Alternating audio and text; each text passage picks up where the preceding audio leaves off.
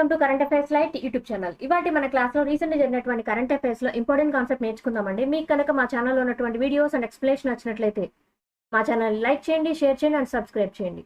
Welcome to current affairs light YouTube channel.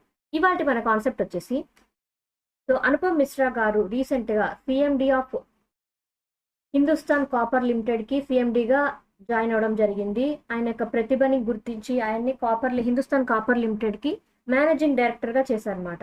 Anupam Mishra గారి గురించి కొంచెం ఇన్ఫర్మేషన్ తెలుసుకుందాం. రీసెంట్గా హిందుస్థాన్ కాపర్ లిమిటెడ్కి సిఎండిగా ఎవరు అపాయింట్ అయ్యారు అంటే అనుపమ్ మిశ్రా. అండ్ ఈయన నథింగ్ బట్ అనుపమ్ మిశ్రా గారు ఎవరైతే ఉన్నారో అండ్ చైర్మన్ అండ్ మేనేజింగ్ డైరెక్టర్గా హిందుస్థాన్ కాపర్ లిమిటెడ్కి యాడ్ అవ్వడం జరిగింది. అండ్ ఇక్కడ హిందుస్థాన్ కాపర్ లిమిటెడ్ ఏదైతే ఉందో అది మన దేశం యొక్క మినిస్ట్రీ ఆఫ్ మైన్స్ యొక్క ఆధ్వర్యంలో వర్క్ అయ్యేటువంటి ఒక విభాగం అనమాట. అది మన గవర్నమెంట్ కిందే వర్క్ చేస్తుంది. అండ్ దాంతోపాటు ఈయన ఇంతకుముందు ఎక్కడ వర్క్ చేశారు అంటే డైరెక్టర్గా వర్క్ చేశారు మార్కెటింగ్ డిపార్ట్మెంట్లో. అది కూడా ఫెర్టిలైజర్స్ అండ్ కెమికల్ ట్రావెన్కోర్ లిమిటెడ్లో భాగంగా ఆయన అక్కడ చాలా సంవత్సరాలు తన సేవలు అనేవి అందించారనమాట. ఎప్పటి నుంచి ఎప్పటి వరకు అంటే 2020 నుంచి 2026 వరకు కూడా ఆయన ట్రావెన్కో సంస్థలో ఉన్నటువంటి ఫెర్టిలైజర్స్ అండ్ కెమికల్స్ విభాగంలో ఆయన డైరెక్టర్గా సేవలు అనేవి అందించారు. అది చేస్తూనే ఫ్యాక్టరీ డిపార్ట్మెంట్కి డైరెక్టర్గా కూడా వర్క్ చేశారనమాట. Chairman and managing director of factory డిపార్ట్మెంట్కి ఆయన ఇదే టైంలో అట్ ఏ సేమ్ టైంలో ఆయన తన యొక్క సేవలు అనేవి అందించారు.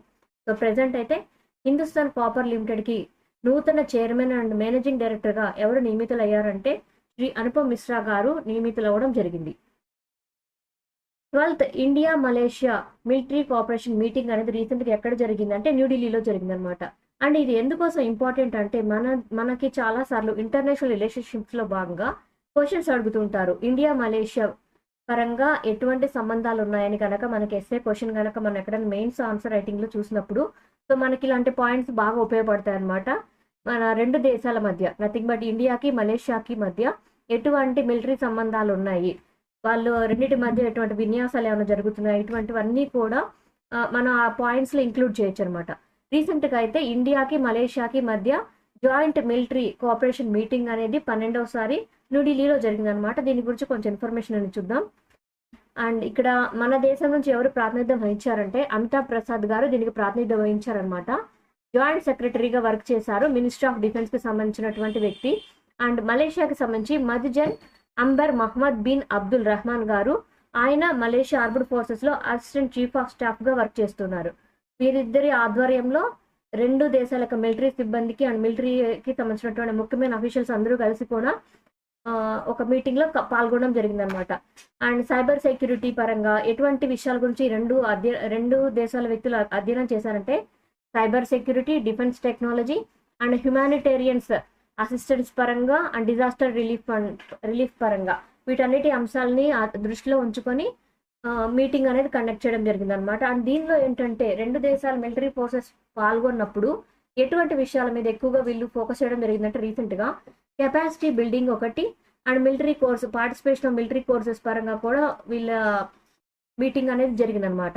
ఏ విధంగా అంటే రెండు దేశాలు వాటి యొక్క సామర్థ్యాన్ని ఏ విధంగా పెంచుకోవాలి అంటే మిలిటరీ పరంగా వాళ్ళ యొక్క సామర్థ్యాన్ని ఏ విధంగా పెంచుకోవాలి అండ్ దాంతోపాటు ఎక్కువ మంది మిలిటరీలో జాయిన్ అవడానికి ఆసక్తి చూపించే విధంగా ఎలా చేయాలి అనేటువంటిది కూడా వాళ్ళ యొక్క మీటింగ్లో మాట్లాడడం జరిగింది. అండ్ ఇక్కడ ఈ రెండు దేశాల మధ్య ఒక కమిటీ ఉందన్నమాట, దాన్ని SCMC అంటాం, nothing but sub committee meeting on military cooperation. రెండు దేశాలకు సంబంధించినటువంటి ఒక చిన్న కమిటీ లాంటిది. అండ్ ఇందులో ఏంటంటే రెండు దేశాలకు సంబంధించినటువంటి మిలిటరీ టు మిలిటరీ కన్సల్టేటివ్ అంటే రెండు దేశాలు కలిసి ఎటువంటి విధంగా ఆర్టిలరీ విభాగం కావచ్చు, మిగిలిన అన్ని విభాగాల పరంగా కావచ్చు, ఎలా వినియోగించుకోవాలి మిలిటరీని దేశ రక్షణ కోసం అనేటువంటిది రెండు దేశాలు కలిసి నిర్ణయిస్తూ ఉంటాయన్నమాట. ఒకరికొకరు సహాయం కూడా చేసుకుంటూ ఉంటారు. రెండింటి పరంగా ట్రైనింగ్ సెషన్స్ కూడా జరుగుతూ ఉంటాయి. అండ్ దాంతోపాటు మన ఈ మీటింగ్ ఏదైతే ఉందో అంటే ఇప్పుడు జరిగినటువంటి 12th మీటింగ్ ఏదైతే ఉందో అది India Malaysia defence cooperation meeting అనే దానికి ముఖ్యమైనది అనమాట. అంటే రెండు దేశాల మధ్య ప్రాతినిధ్యం వహించేటువంటి డిఫెన్స్ మీటింగ్ ఏదైతే ఉంటుందో దానికి సంబంధించినటువంటి మొదటి విభాగం. అండ్ ఇక్కడ డిఫెన్స్ మీటింగ్ ఏదైతే ఉందో అది సెక్రటరీ లెవెల్లో జరిగిందనమాట. అండ్ తర్వాత ఇంకా పైన ప్రతినిధులు అండ్ రెండు దేశాల యొక్క మినిస్టర్స్ కూడా ఇందులో పాల్గొంటారు. హోమ్ మినిస్టర్స్ అండ్ ఎవరైతే డిఫెన్స్ని హ్యాండిల్ చేస్తున్నారో వాళ్ళు కూడా పాల్గొనడం జరుగుతుంది అనమాట.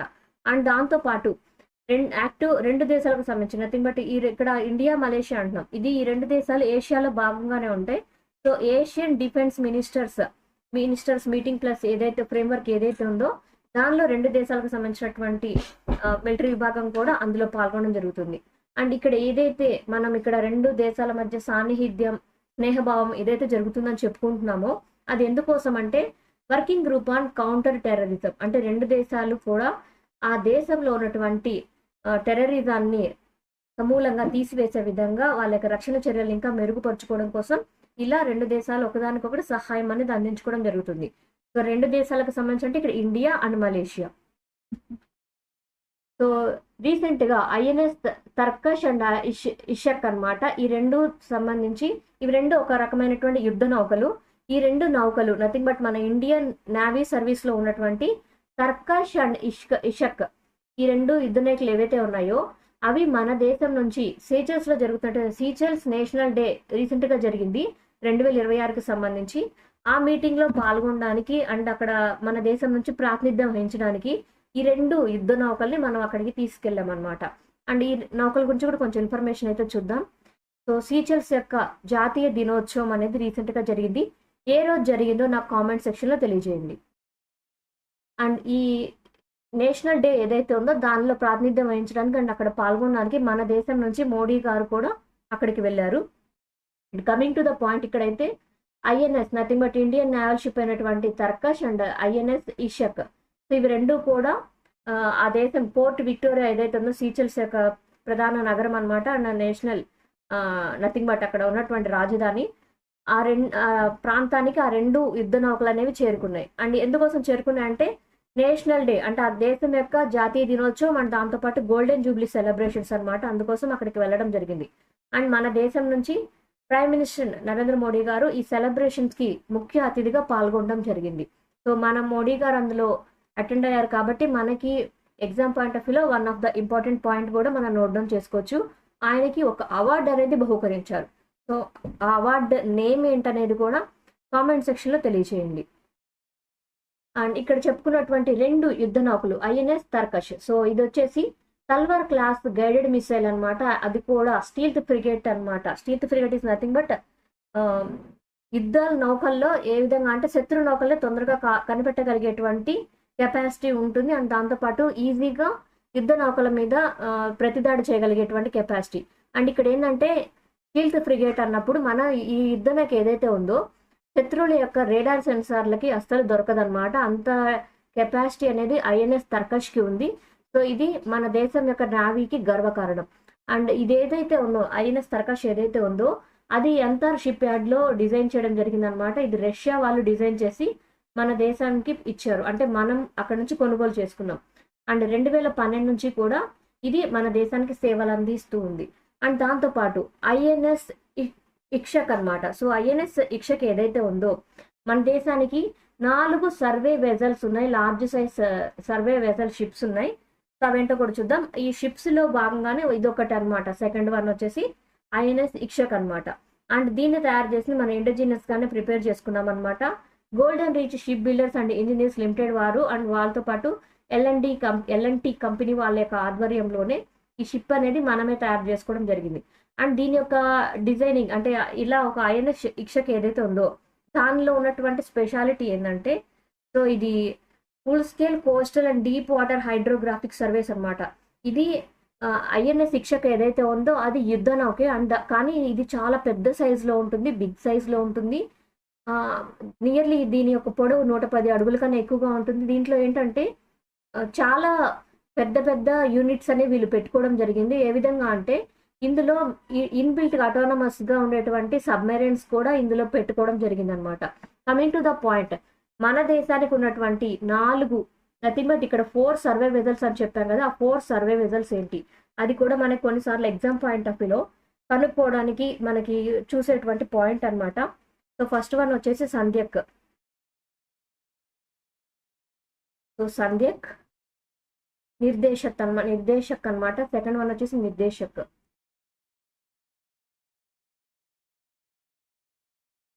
And third one Ikshak, fourth one Sanshodhak.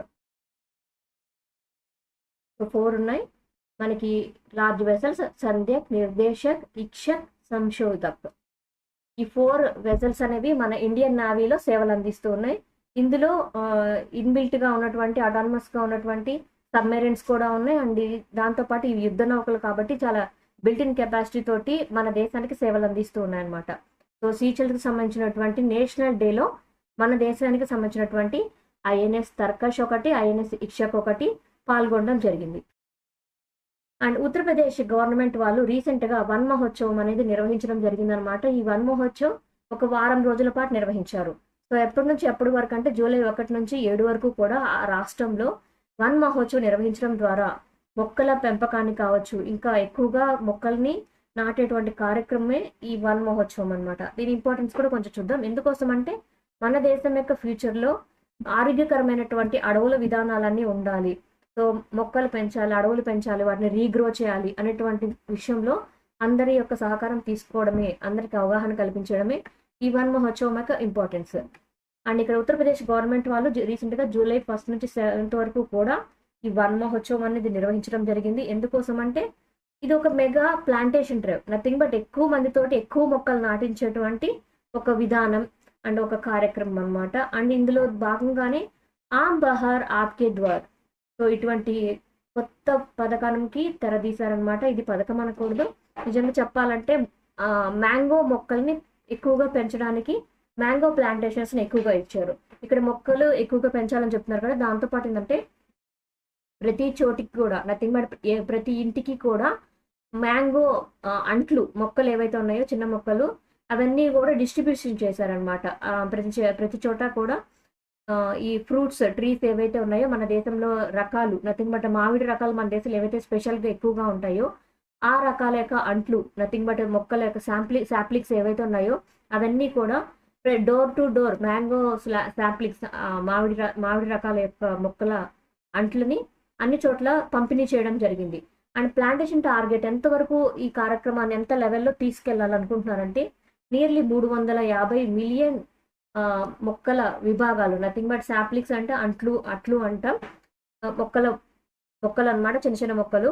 అవన్నీ కూడా దీనిలో కార్యక్రమంలో భాగంగా మెగా ప్లాంటేషన్ డ్రైవ్లో భాగంగా ఒక టార్గెట్గా తీసుకొని చేస్తూ ఉన్నారు. సో ఆమ్ బహార్ ఆమ్ ద్వార్, సో ఏ రాష్ట్రానికి సంబంధించింది అంటే ఉత్తరప్రదేశ్ రాష్ట్రానికి సంబంధించి ప్లాంటేషన్ డ్రైవ్లో భాగంగా మ్యాంగో మొక్కల్ని, మామిడికాయ మొక్కల్ని ఎక్కువగా డిస్ట్రిబ్యూట్ అనేది చేయడం జరిగింది. ఇది కూడా ఎక్కువ మొక్కల్ని నాటించేటువంటి ఒక కార్యక్రమం అనమాట. అండ్ ఇక్కడ ఏవైతే పంపిస్తూ ఉన్నారో ప్రతి డెవలప్మెంట్ బ్లాక్లో కూడా ఇండిజినస్ మ్యాంగో వెరైటీస్ అనేవి వాళ్ళు డిస్ట్రిబ్యూషన్ చేయడం జరిగింది. అంటే మన దేశంలో పండేటువంటి మొక్కల రకాలు, మామిడి రకాలు ఏవైతే ఉంటాయో వాటిని ఎక్కువగా వాళ్ళు పంపిణీ చేయడం జరిగిందనమాట. అండ్ దాంతోపాటు రెయిన్ వాటర్ హార్వెస్టింగ్ మీద, వాటర్ కన్జర్వేషన్ టెక్నిక్స్ మీద ఇంటిగ్రేషన్ అనేది చేయడం జరిగింది. నథింగ్ బట్ మనకు వచ్చేటువంటి వాన నీరు ఏదైతే ఉందో దాన్ని ఎలా కాపాడుకోవాలి అండ్ వాటర్ కన్జర్వేషన్ ఏ విధంగా చేయాలి, ఈ రెండు కూడా దీనిలో తీసుకోవడం జరిగిందనమాట. అండ్ దాంతోపాటు ప్లాస్టిక్ ఫ్రీ సరౌండింగ్స్ అనేది కూడా ఇందులో మెయిన్ థీమ్ అనమాట. ఏ విధంగా అంటే మన చుట్టూ ఉన్నటువంటి ఎన్విరాన్మెంట్ని కాపాడడానికి ఇది ఒక ప్రమోషన్ ప్రోగ్రామ్ లాగా, అంటే ప్రతి ఒక్కరికి అవగాహన కల్పించి ప్లాస్టిక్ రహిత ప్రదేశంగా మార్చడానికి చేస్తూ ఉన్నారు. అండ్ ఇక్కడ ఏంటంటే మ్యాంగో డిస్ట్రిబ్యూషన్ అనేది ఎక్కువగా చేస్తున్నారు అన్నమాట. ఇవి కూడా ఏంటంటే మొక్కల్ని ఒక బ్లాక్ లెవెల్ నథింగ్ బట్ ఒక ఏరియాని సెలెక్ట్ చేసుకొని, నథింగ్ బట్ ఒక డిస్ట్రిక్ట్ని కావచ్చు, ఒక ప్రదేశాన్ని, ఒక ఏరియాని సెలెక్ట్ చేసుకొని అక్కడ తగినట్టుగా మొత్తం మొక్కలను అనేవి పంపిణీ చేయడం జరిగింది. అవి కూడా ఏ మొక్కలను ఎక్కువగా పంపిణీ చేశారంటే మ్యాంగో మొక్కలని ఒక క్యాంప్ నిర్వహించి అక్కడ అందరికీ పంపిణీ చేయడం జరిగిందనమాట. ఎకలాజికల్ గోల్ పరంగా ఏంటంటే మన దేశంలో మామిడి సాగు ఎక్కువగా జరగాలి. అది కూడా ఏంటంటే ఈ మధ్య కాలంలో మనం ఎదుర్కొంటున్న ఒక సమస్య ఏంటంటే ఎక్స్ట్రీమ్ హీట్ అనేది మనం చూస్తున్నాం. ఎక్కువగా ఎండ వేడిమి ఎక్కువగా ఉండటం వల్ల ఎక్కువగా పూత అనేది రాలిపోతుంది, పిందె దశలోనే కాయలని రాలిపోతున్నాయి. ఇది మనం ఎక్కువగా వింటూ ఉన్నాం అనమాట.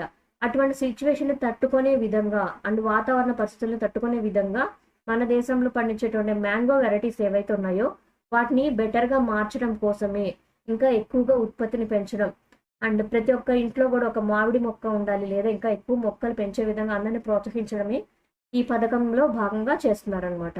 అండ్ ఇది మొత్తం ఏ రాష్ట్రంలో జరుగుతుందంటే ఉత్తరప్రదేశ్ రాష్ట్రంలో భాగంగా వాళ్ళు ఇటువంటి ఎక్కువ మొక్కలు పెంచేటువంటి ఒక విధానాన్ని, ఒక ప్లాంటేషన్ డ్రైవ్ని తీసుకొని రావడం జరిగింది.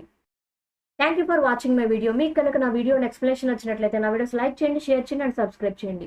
మీకు నా వీడియోస్ ఏ విధంగా అనిపిస్తున్నాయో నాకు కామెంట్ సెక్షన్లో తెలియజేయండి. Thank you for watching my video. Thank you.